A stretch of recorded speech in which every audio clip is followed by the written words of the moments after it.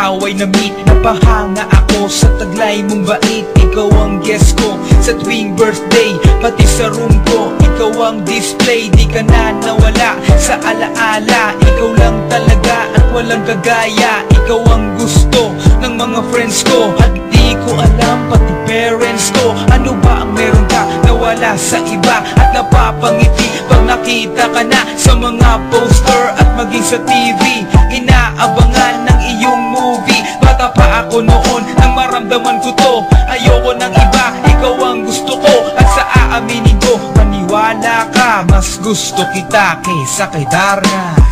You were always gonna be my love. It's so bad.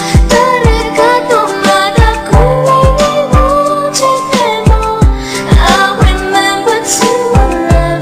You taught me how. You were always gonna be the one. 희망마다 가마시와 무서워 하나라시였나.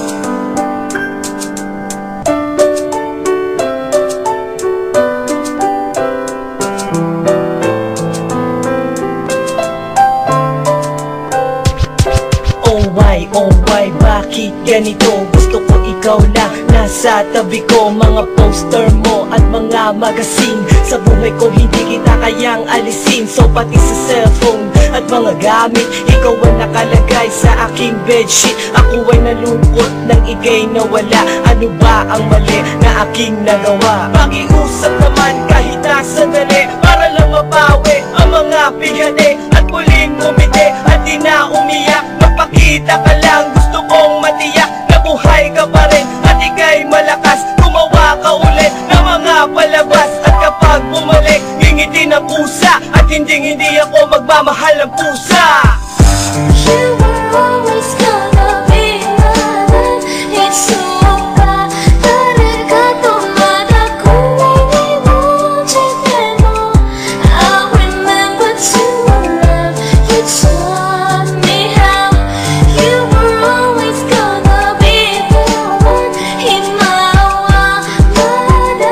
가마시와 무서워 하나라시였나.